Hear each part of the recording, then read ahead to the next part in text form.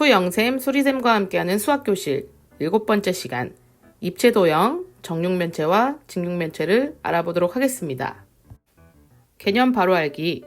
오늘 입체도형을 배우기 전에 정사각형과 직사각형에 대해서 한번 생각해 볼까요? 정사각형은 대표적인 평면도형입니다. 그림에서 보는 것과 같이 네 변의 길이가 모두 같고 네 각의 크기가 모두 90도로 직각입니다. 대각선이 뭔지 기억나시나요? 정사각형의 대각선을 그려보면 이렇게 그릴 수 있겠죠? 대각선은 서로의 중점에서 교차합니다. 이 얘기는 뭐냐? 대각선의 길이가 같다는 뜻입니다.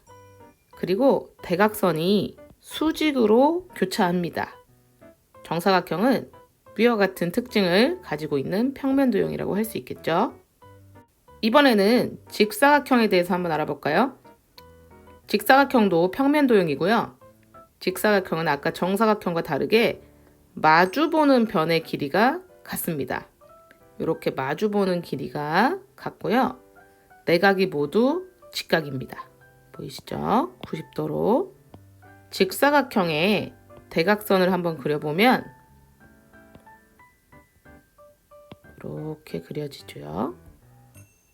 정사각형의 대각선과 마찬가지로 서로 중점에서 교차되는 특징을 갖고 있습니다.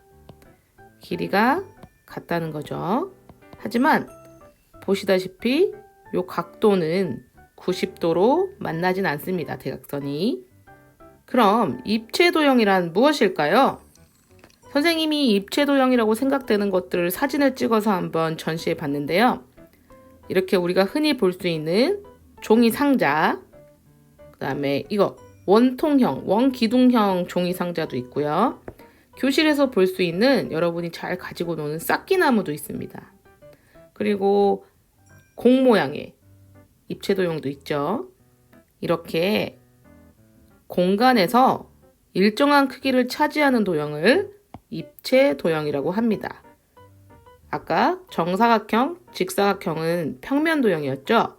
평면도형하고 다르게 부피를 가지고 있거나 공간을 차지하고 있는 도형을 말합니다.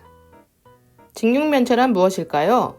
왼쪽 그림에서 볼 수 있듯이 직사각형 6개로 둘러싸인 도형을 직육면체라고 합니다. 직육면체에서 선분으로 이렇게 둘러싸여 있는 이 부분을 바로 면이라고 합니다. 면은 선분으로 둘러싸여 있는 부분입니다. 다음으로 이렇게 면과 면이 만나는 부분이 있는데요. 이 부분, 파란색으로 그려진 이 부분을 바로 모서리, 면과 면이 만나는 선분이라고 합니다. 모서리는 면과 면이 만나는 선분입니다. 마지막으로 모서리와 모서리가 만나는 이 지점을 우리는 꼭지점이라고 부릅니다. 모서리와 모서리가 만나는 점입니다. 그래서 직육면체는 면, 모서리, 꼭지점으로 구성되어 있는 입체도형입니다.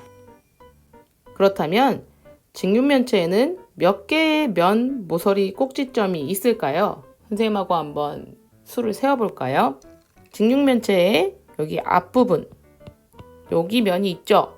그럼 마주보는 면이 또 있어요. 그럼 하나, 둘, 두 개가 생기고요. 위, 아래 이렇게 이 두 면을 밑면이라고 우리가 부르죠. 그 다음 이쪽 옆쪽으로 2개 해서 총 6개의 면이 있습니다. 모서리는 선생님이 파란색으로 한번 색칠해 볼게요.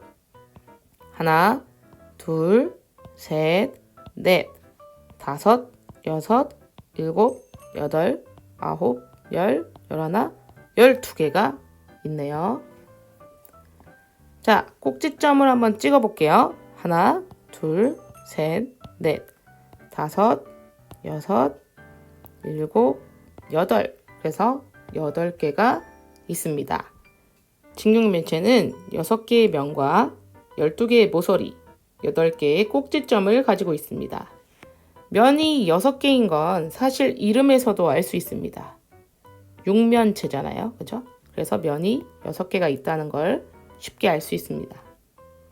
정육면체란 왼쪽 그림에서 볼 수 있듯이 정사각형 6개로 둘러싸인 도형입니다. 그래서 우리가 정사각 기둥이라고도 부릅니다.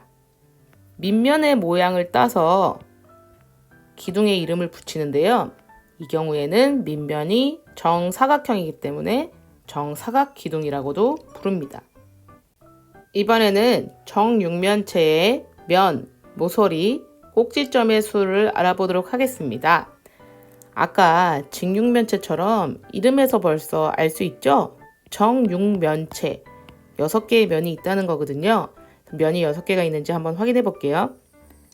밑면이 2개가 있고요. 위아래, 옆에 하나, 둘, 셋, 넷. 그렇게 해서 면은 6개가 됩니다. 그리고 모서리를 한번 세어볼까요? 하나, 둘, 셋, 넷, 다섯, 여섯, 일곱, 여덟, 아홉, 열, 열하나, 12개가 있고요. 꼭지점이 하나, 둘, 셋, 넷, 다섯, 여섯, 일곱, 8개가 있습니다. 아까 직육면체와 면, 모서리, 꼭지점의 수는 같네요. 이번엔 겨냥도라는 것에 대해서 배워볼 건데요. 겨냥도는 무엇일까요? 먼저 왼쪽의 그림을 보시면 아까 봤던 그림과는 조금 다르죠. 실제로 우리가 생활 속에서 입체 도형을 보면 이 모습으로 관찰이 될 겁니다. 이 도형은 정육면체죠. 하지만 눈에 보이는 면과 보이지 않는 면이 있고 눈에 보이지 않는 모서리도 있고요. 눈에 보이지 않는 꼭지점도 있습니다. 면이 몇 개가 보입니까? 하나, 둘, 3개가 보이죠? 3개가 보이죠? 하지만 정육면체는 면이 6개입니다. 그럼 지금 이 그림에서는 보이지 않는 면은 3개가 되겠죠? 모서리를 한번 세어볼까요? 하나, 둘, 셋, 넷, 다섯, 여섯, 일곱, 여덟, 9개가 보이죠? 모서리는. 하지만 정육면체의 모서리는 실제로 아까 12개였잖아요. 그래서 보이지 않는 모서리가 3개가 존재합니다. 꼭지점도 한번 살펴볼까요? 하나, 둘, 셋, 넷, 다섯, 여섯, 7개예요. 보이는 건 7개인데 원래 정육면체는 꼭지점이 8개죠. 그래서 보이지 않는 꼭지점이 하나가 있습니다. 이렇게 되면 이것이 진짜 정육면체인지 아니면 뒷부분이 잘려 있는지 확실하게 구별을 할 수가 없습니다. 그래서 우리가 실제로 눈에 이렇게 보이진 않지만 보이는 것처럼 그림으로 표현하는 것이 바로 겨냥도입니다. 왼쪽 그림을 보시면 이게 바로 겨냥도입니다. 아까부터 사실 우리가 겨냥도를 보고 있었던 거예요. 입체 도형의 모양을 잘 알 수 있도록 나타낸 그림입니다. 보이는 모서리 아까 몇 개였죠? 9개였죠? 그 9개는 이렇게 실선으로 그립니다. 눈에 보이는 모서리는 실선으로 그립니다. 하지만 보이지 않는 모서리는 이렇게 점선으로 그려줘서 보이지 않는 부분을 정확히 표시해주는 그림이라고 할 수 있습니다. 여러분, 정육면체의 상자 모양을 가위로 잘라서 펼치면 어떤 모양이 될까요? 그리고 그 모양을 접으면 다시 정육면체가 되겠죠. 이렇게 모서리를 잘라서 펼친 그림을 정육면체의 전개도라고 합니다. 입체도형의 전개도는 여러 가지 모양이 나올 수 있는데요. 그 이유는 어떤 모서리를 자르냐에 따라서 모양이 달라지기 때문입니다. 그러면 선생님하고 같이 지오지브라 프로그램으로 정육면체의 전개도를 살펴보도록 하겠습니다. 지금부터 지오지브라 프로그램을 통해서 정육면체의 전개도를 한번 알아보도록 하겠습니다. 선생님이 달아둔 링크를 타고 오시면 이런 화면을 확인하실 수가 있습니다. 선생님이 전개도를 펼치면서 한번 설명을 해드릴게요. 밑에 보시면 전개도 펼치기 슬라이드가 있죠. 이 슬라이드를 이렇게 잡고 당겨주면 이렇게 전개도가 만들어집니다. 한 줄에 정사각형이 4개 있다는 뜻은 바로 이렇게 하나, 둘, 셋, 넷 이렇게 한 줄에 정사각형 4개를 배치하는 구조를 얘기하는 겁니다. 첫 번째 정육면체의 전개도 형태는 이렇게 십자 형태의 모양으로 확인을 할 수 있습니다. 그러면 전개도를 다시 접어서 두 번째 한 줄에 정사각형 4개가 배치가 되는 모양을 살펴보겠습니다. 2에다가 클릭을 해주시고 전개도를 펼치면요.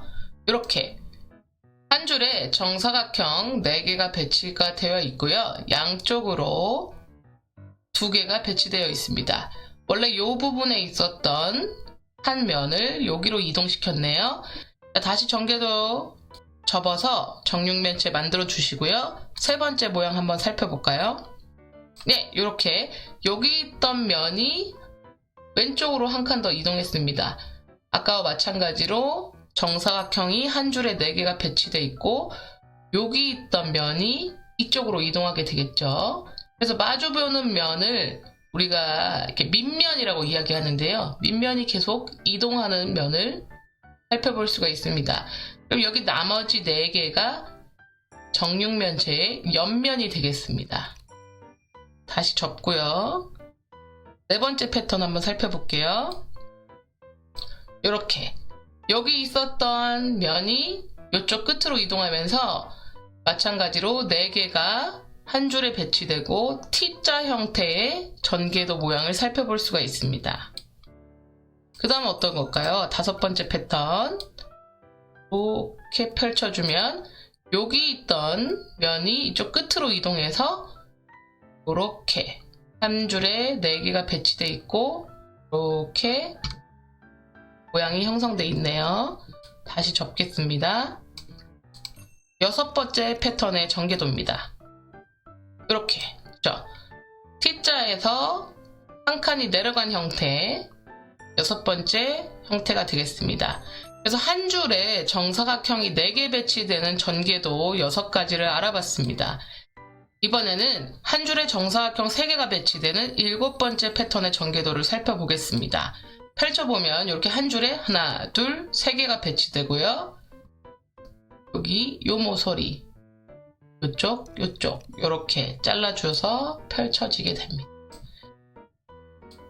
자, 8번째 패턴 아까와 마찬가지로 3개가 한 줄에 있고 이쪽에 2개, 하나 이렇게 배치가 되겠네요. 자, 9번째 패턴 한 줄에 3개, 3개 이렇게 해서 확인할 수 있습니다. 10번째 패턴 3개, 2개, 하나 아까는 이쪽에 2개 있었잖아요. 그죠? 마지막으로 한 줄에 정사각형이 2개 있는 전개도 살펴보겠습니다. 하나, 둘, 셋, 넷, 다섯, 여섯 2개씩 3줄로 배치가 되어 있습니다. 그래서 여러분이 이 사이트에서 여러가지 전개도를 살펴보고 다시 접어볼 수가 있습니다. 그래서 우리가 여기서 확인할 수 있는 건 정육면체의 전개도는 총 11가지가 있다. 이렇게 생각해 주시면 되겠습니다. 그러면 선생님하고 지오지브라로 살펴본 전개도를 한번 정리해 보도록 하겠습니다. 한 줄에 정사각형 4개가 배치되는 전개도가 6개가 있었죠? 찾아보시면 여기 하나, 둘, 셋, 넷, 다섯, 여섯, 이렇게 6개가 있고요. 그 다음 한 줄에 3개가 배치되는 전개도가 4개가 있었습니다. 하나, 둘, 셋, 4개가 있었고요. 마지막으로 한 줄에 2개가 배치되는 전개도가 하나가 있었습니다. 그래서 정육면체의 전개도는 총 11개로 생각하실 수 있겠습니다. 이렇게 정육면체의 모서리를 잘라서 펼친 그림을 정육면체의 전개도라고 하고요. 겨냥도랑 마찬가지로 잘린 모서리는 실선으로, 잘리지 않은 모서리는 점선으로 그립니다. 그래서 우리가 종이접기를 할 때 점선인 부분을 접어서 전개도를 접으면 정육면체가 만들어지게 되는 겁니다. 오늘은 이렇게 정육면체와 직육면체의 특징을 알아보고 정육면체의 겨냥도와 전개도를 알아보았습니다. 이제 색종이를 가지고 직접 정육면체를 만들어 볼까요?